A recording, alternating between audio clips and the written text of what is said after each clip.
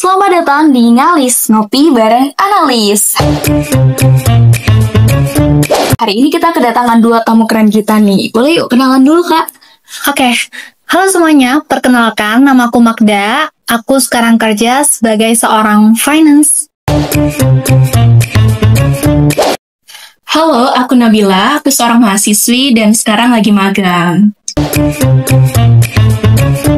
Oke, jadi kita mau bahas sesuatu yang sering bikin investor deg-degan nih, yaitu impairment losses atau penurunan nilai. Nah, menurut kalian nih, impairment losses itu sebenarnya apa sih? Dan kenapa timingnya tuh pas banget buat pengakuannya tuh penting banget? Oke, terima kasih ya Kak atas pertanyaannya. Jadi aku jawab dulu ya.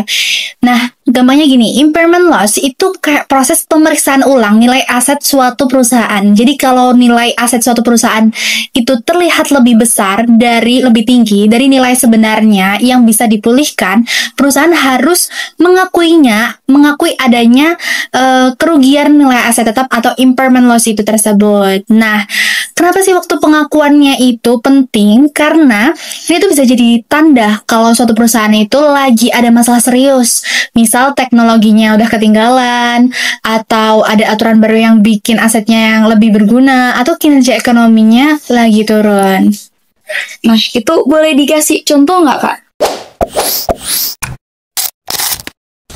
Oke, contohnya suatu perusahaan A misalnya ya punya suatu aset tetap, punya aset senilai 100 juta. Nah, ternyata nilai wajarnya itu cuma 80 juta.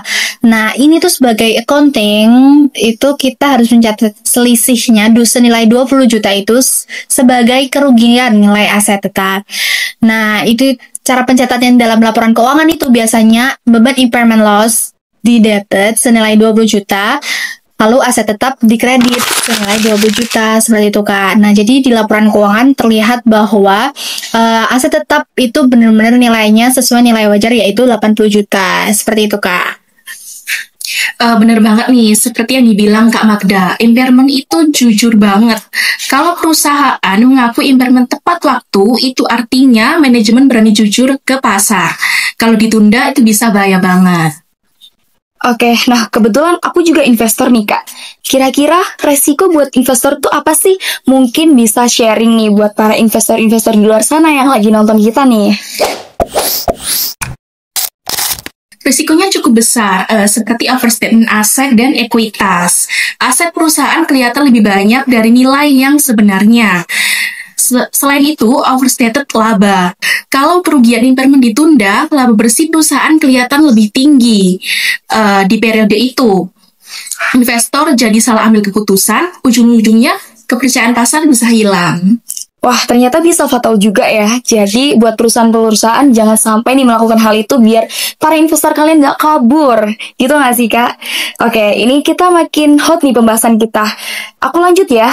Sebenarnya aku penasaran nih, apa sih ada semacam taktik buat manajemen perusahaan?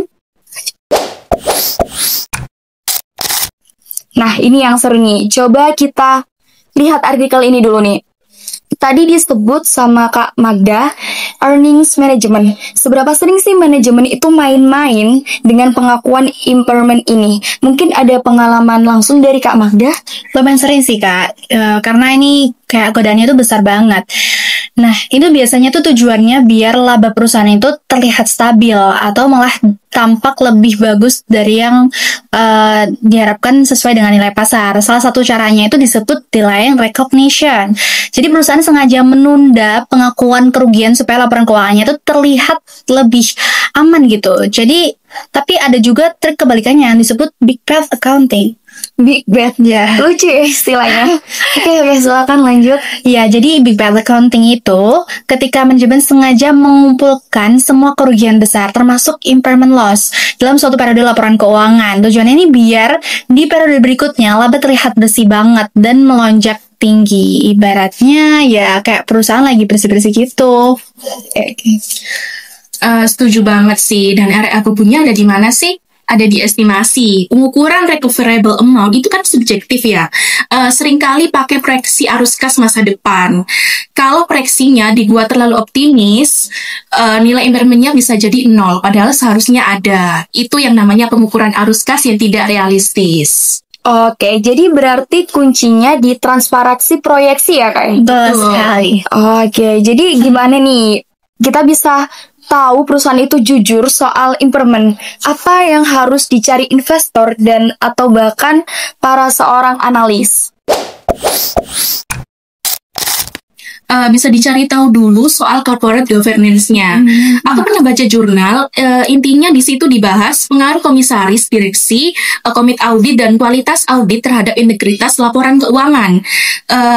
Di situ dikatakan bahwa perusahaan dengan kualitas tata kelola yang baik, dewan komisaris dan komit audit yang kuat, cenderung mengaku impairment lebih optimis, lebih tepat waktu.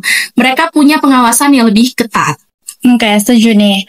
Kita juga harus melihat konsistensi manajemen dalam membuat suatu laporan keuangan yang harusnya transparansi dalam pengungkapannya. Kalau ada penurunan nilai yang signifikan, pastikan ada penjelasan yang detail, logis, dan objektif. Bukan cuma hanya naratif saja. Intinya kehati-hatian dan transparansi dalam laporan akuntansi itulah adalah kunci dari akuntansi yang sehat. Setuju banget. Wah, gimana nih? Menarik sekali bukan pembahasan kali ini? Jadi jelas ya, impairment itu bukan hanya hitungan teknis, tapi cerminan integritas manajemen. Jangan mudah percaya nih angka profit yang sangat terlalu mulus ya kayak. Oke, terima kasih banyak buat Kak Nabila dan Kak Magda sudah mau berbagi insight. Sampai jumpa di episode Ngalis Ngopi Bareng Analis selanjutnya. Bye-bye.